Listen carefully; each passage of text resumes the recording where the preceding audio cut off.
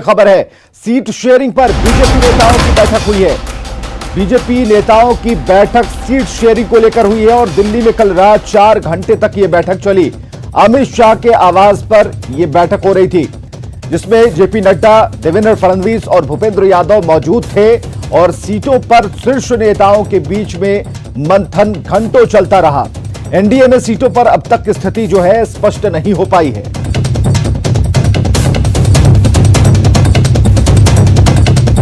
तो दिल्ली से बड़ी सियासी खबर, सीटों पर शीर्ष नेताओं के बीच में मंथन चला, चर्चाएं हुई, लेकिन कोई हल नहीं निकल पाया और एनडीए में सीटों पर अब तक की जो स्थिति है वो स्पष्ट नहीं है। और हम आपको बताएं कि सीट शेयरिंग पर बीजेपी नेता देर रात मंथन के लिए बैठे थे। बड़े नेताओं की पूरी टीम बैठी थी।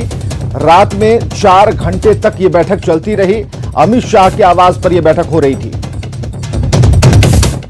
सीट बंटवारे पर माथापच्ची के बाद आखिरकार महागठबंधन में सीट शेयरिंग फाइनल हो गई है और जो सूत्रों के हवाले से खबर है कि पार्टियों में सीट बंटवारा हो गया है और आरजेडी को 134 से 136 सीट मिलेगी।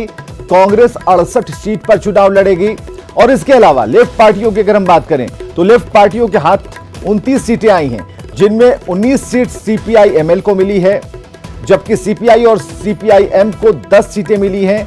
मुकेश सहनी की वीआईपी पार्टी को 10 से 12 सीटें मिलेंगी और यह सीट आरजेडी अपने कोटे से देगा।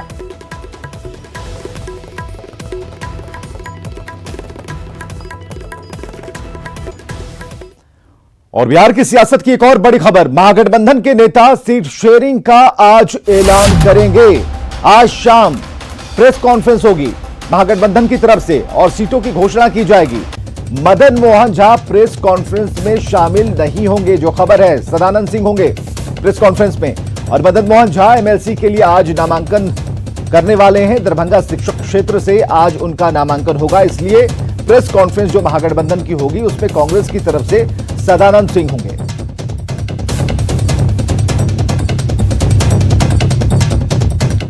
इधर सीटों को लेकर कांग्रेस और बीजेपी दोनों के प्रदेश अध्यक्ष साफ साफ कुछ भी नहीं कह रहे, मगर उनकी बातों से इतना जरूर लगता है कि सहयोगी दलों में पेंच अब भी फंसा है। जब तक कोई अंतिम निर्णय नहीं हो जाता है, मैं ये बता रहा हूँ जब सभी मामला जो है रास्ते पर है, पहले से भी है, थोड़ा सा विलम्ब होता है इसमें, लेकिन रास्ते पर है। लेकिन मैं सीट का संख्या अभी भी आपको नहीं बता सकता। जब सीटों पर आप लोग संतुष्ट होंगे या और इसमें चाहेंगे बढ़ोतरी? यहाँ की जनता अगर एनडीए को हरा देती है तो हम लोग संतुष्ट हो जाएंगे। सीट मैं पहले भी कहता हूँ और आज भी कहता हूँ, सीट कोई मायने नहीं रखता। राजद से समझौता हर हाल में होगा। गठबंधन का एक परंपरा का यहाँ चल रहा है और पूरे देश में चल रहा है। कितने दिनों में घोषणा हो जाएगी, क्या आसार बन रहे हैं जो मौजूदा हालात हैं उसको देखते हुए? 2 दिन ज़्यादा से ज़्यादा। एनडीए की एक साथ शीघ्र घोषणा हो जाएगी और सभी दल मिलकर के चुनाव लड़ेंगे। कहा जा रहा है कि जदयू पीछे हटने को तैयार नहीं है, जैसे कि बीजेपी भी। आप लोग कुछ भी कह सकते हैं और आप कहने के लिए फ्री हैं। एनडीए गठबंधन पूरी तरह से एक है और हम सब दल एक साथ मिलके पूरे समन्वय के साथ शीघ्र आप सभी को बताएंगे। आप लगातार वादा तो करते रहे हैं, लेकिन बावजूद जो है लोजपा जो है वो बातें नहीं, ऐसा कुछ भी नहीं है। माननीय रामविलास जी की थोड़ी सी तबीयत में दिक्कत होने की वजह से कुछ चीजें समय के साथ नहीं हो पा रही हैं, पर अब शीघ्र ही सब कुछ हो जाएगा। हम लोग ईश्वर से कामना कर रहे हैं कि रामविलास जी जल्दी स्वस्थ हो जाएं और ये सारी चीजें भी सॉल्व हो जाएंगी। जेडीयू नेताओं से क्यों नहीं बातचीत हो रही है? सभी से बातचीत हो रही है। और चलिए एक और बैठक के बारे में हम बात करें। एलजेपी संसदीय दल की आज बैठक होने वाली है दिल्ली में। दिल्ली में एलजेपी संसदीय दल की बैठक होगी और चिराग पासवान करेंगे नेताओं के साथ बातचीत। इस बैठक में शामिल होंगे और सीटों पर आज फैसला संभव है। ऑफर और रणनीति का कर सकते हैं खुलासा।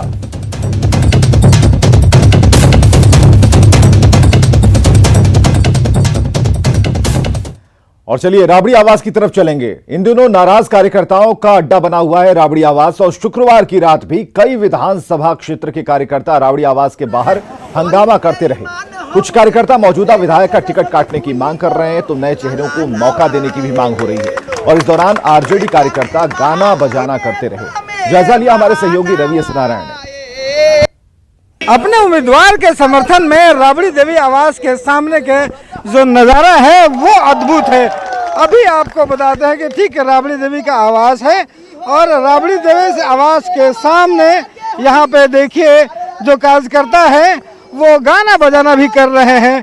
यहाँ पे कार्यकर्ता अपने मांगों को लेकर के अपने समर्थन में नेता के यहाँ पे बैठे हैं और यहाँ पे मनोरंजन भी चल रहा है। और ज़रा देखिए यहाँ पे जो लोग हैं वो लगातार इस बात की मांग कर रहे हैं कि तेजस्वी दरवाज़ा खोलें और इनकी बातें सुने, लेकिन जब तक नहीं खुलती है तब तक यहाँ पे लोगों को मनोरंजन भी चल रहा है। और ये ज़रा देखिए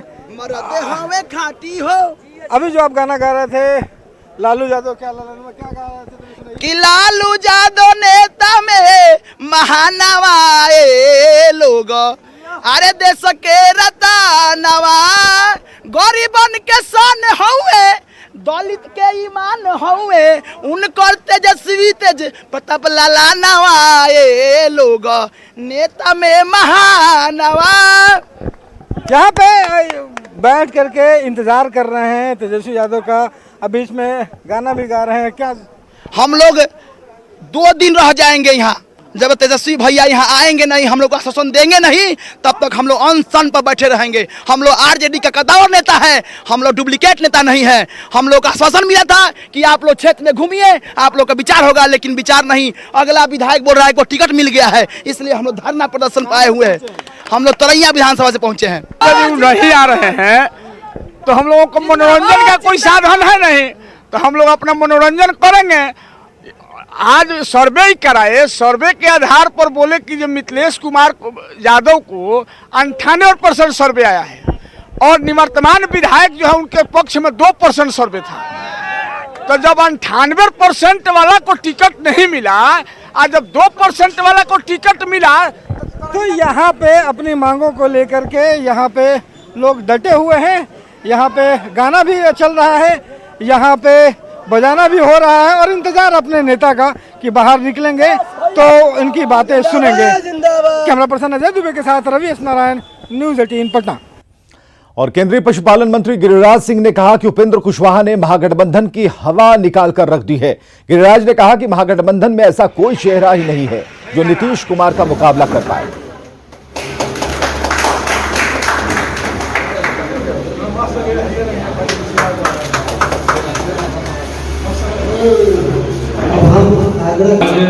है उपेंद्र कुशवाहा जी ने, मेरे उपेंद्र कुशवाहा नहीं, ये महागठबंधन के उपेंद्र कुशवाहा ने उस बैलून की हवा निकाल दी जो उन्होंने कहा कि चेहरा ही नहीं है हमारे पास नीतीश कुमार के अगेंस्ट में लड़ने वाला, इसलिए मैं थर्ड फ्रंट बनाऊंगा। लेकिन बिहार में एनडीए का गठबंधन रहेगा। बिहार विधानसभा चुनाव में जहां पहले छोटे छोटे दलों का उदय हुआ, वहीं अब कई गठबंधन भी चुनावी मैदान में हैं। बिहार के चुनाव में इस बार 1-2 नहीं बल्कि 5 गठबंधन मैदान में हैं और सभी के अपने अपने दावे हैं। लेकिन सवाल है कि ये गठबंधन बिहार की राजनीति में कितना प्रभावकारी है।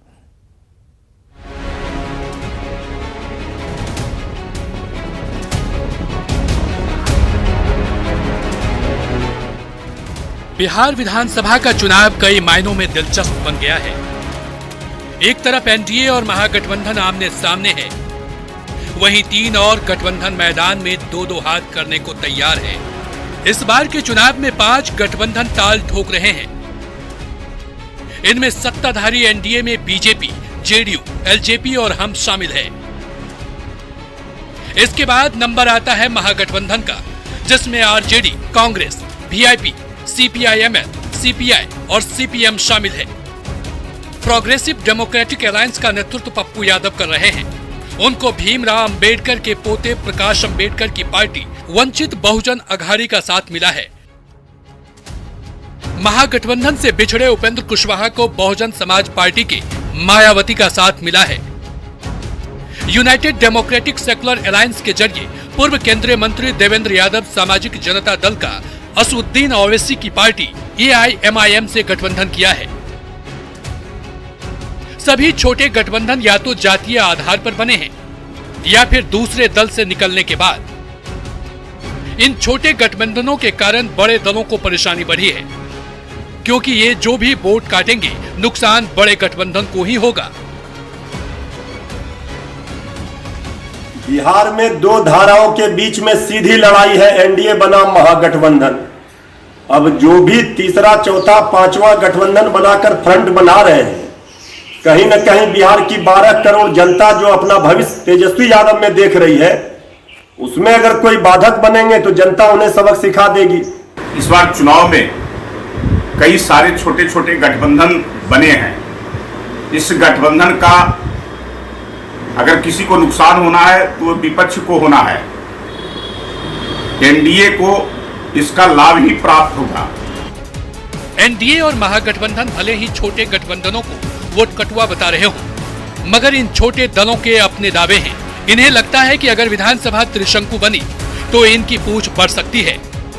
बैरिस्टर असदुद्दीन ओवैसी साहब और देवेंद्र यादव साहब जैसा सीनियर पार्लियामेंटेरियन एक गठबंधन आया है जो सीमांचल, मिथिलांचल और कोसियांचल की प्राथमिकता, हमारा प्राथमिकता है कि उस इलाके के साथ जो नज़रअंदाज किया गया हम उसकी लड़ाई लड़ेंगे और बिहार के जो मुख्तलिफ जगह है उसकी भी लड़ाई लड़ेंगे। माननीय उपेंद्र कुशवाहा जी बिहार के 12 करोड़ जनता की आवाज एवं पसंद है, उम्मीद है।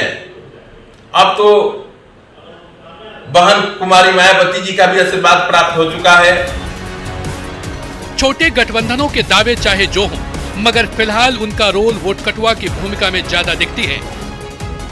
Ravi S Narayan, news 18, Patna.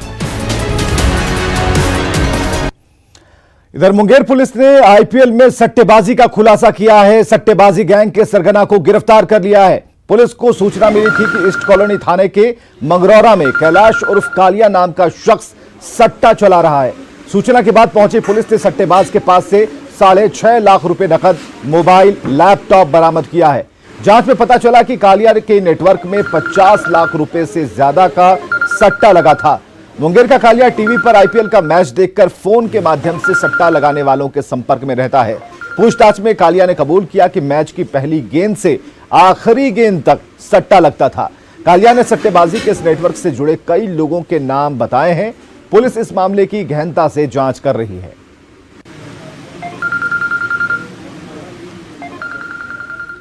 और बड़ी खबर है दानापुर के खगौल से, जहां खगौल ओवरब्रिज पर एक कार में खून से सना युवक का शव बरामद हुआ है।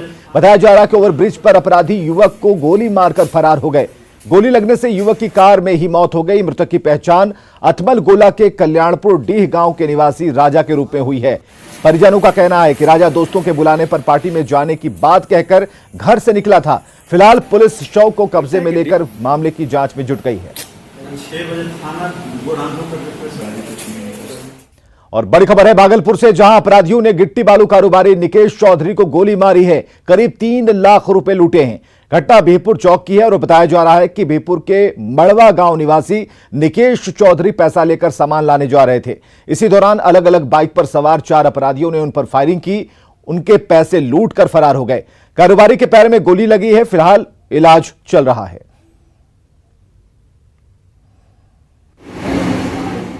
और खबर है मुजफ्फरपुर से, जहां बागमती का कटाव तेज हो गया है। मीनापुर के रघई गांव में अब तक 19 घर कट चुके हैं। हालात ये हैं कि लोग अपने हाथों से आशियाना तोड़ रहे हैं ताकि जो बच सके उसे बचाया जाए। कटाव पीड़ितों का दर्द समझने की कोशिश की हमारे सहयोगी प्रवीण ठाकुर ने। मुजफ्फरपुर में बूढ़ी गंडक के रौद्र रूप की वजह से मीनापुर का कई इलाका, खास करके जो रघई गांव है वो चपेट में है और लगातार कटाव की चपेट में ये गांव है। देखिए ये लालपरी देवी का घर है। ये पक्के का घर है और किस प्रकार देखिए ये एस्बेस्टस भी लगा हुआ है। यानी गाढ़ी मेहनत के बाद इन लोगों ने, जो मजदूर वर्ग के लोग हैं, इन्होंने अपना घर यहाँ तैयार किया है। लेकिन इस कटाव की वजह से, चूँकि 19 से 20 घर रघई गांव में इस साल बूढ़ी गंडक के चपेट में आ चुका है और ऐसे में लोग जो घर का ईंट है उसको निकालने की कोशिश कर रहे हैं। 100-200 घर सब चल गए की नदी में। हमार टूटत है और घर टूटल लगा पहले से, जो बचल लगा से अब टूट रहा है सब। कोई उपाय नहीं है, कोई सुनता नहीं है इधर का आदमी। ईटा ले जाएंगे क्या? ईटा लेकर धरेंगे सड़क पर, किस लोग गिराएंगे मलाई उड़ाई, क्या करेंगे, उसका कोई उपाय नहीं है। तो देखिए जो घर में लगी हुई ईंट है उसको निकालने की कोशिश है, और उस ईंट को भी कहाँ रखेंगे ये उनकी ज़मीन नहीं है, और जो सड़कों के किनारे ही अब इनका आशियाना होगा। लेकिन प्रशासन की जो नजर इनायत नहीं हो रही है इस गांव में, यही वजह है कि इस साल 19 से 20 घर कटाव की चपेट में आ चुके हैं। कई घर अब भी कटाव के चपेट में आने वाले हैं। ऐसे में जो गरीबों का दर्द है पहले से और अधिक बढ़ने वाला है। कैमरामैन संजीव के साथ प्रवीण ठाकुर, न्यूज़ 18 मीनापुर, मुजफ्फरपुर। तो लगातार बारिश और बाढ़ से पूर्णिया के किसानों को बड़ा नुकसान हुआ है। 22 अनुमंडल के बड़े इलाके में पानी जमा है। महानंदा और फरमान अब भी उफान पर है। बड़े इलाके में पानी जमा हुआ है। लोगों का कहना है कि पानी निकासी का इंतजाम नहीं होने से मुश्किलें बढ़ गई हैं। पूर्णिया जिले के बायसी और अमोर विधानसभा क्षेत्र का जो इलाका है वह बायसी अनुमंडल कहा जाता है, और इन दिनों वहां तिबारा बाढ़ आया हुआ है। बाढ़ के साथ बरसात भी है, और बरसात की वजह से परमान और महानंदा नदियों में उफान है। उफान की वजह से फसलें चौपट हैं, कई गांवों में पानी लगा हुआ है, और इसने पूरे ग्रामीण परिवेश को पूरी तरह से प्रभावित कर रखा है। पका हुआ धान जो है सो डूब गया, शीशा डूब गया धान का, और वहाँ भर जाने 4 फीट 5 फीट पानी है, वहाँ काटना भी मुश्किल है। पका हुआ धान और सब्जी वगैरह तो सब चला गया, बिल्कुल चला गया। ऐसे में ड्रेनेज की व्यवस्था होनी चाहिए, जल निकासी की व्यवस्था हो, वर्षा हो, ठीक है, वर्षा तो प्राकृतिक चीज़ है, लेकिन जल निकासी भी बहुत जरूरी। इस पर हम लोग डीएम और एसडीओ से भी मिले, लेकिन कोई कारगर पहल नहीं कर रहे हैं लोग। ये थे पूर्णिया के किसानों के प्रतिनिधि जो बता रहे थे कि क्या हुआ है और क्या होना चाहिए। अब देखना ये है कि आने वाले दिनों में और होता क्या है। कैमरामैन मनोज के साथ राजेंद्र पाठक, न्यूज़ 18 पूर्णिया।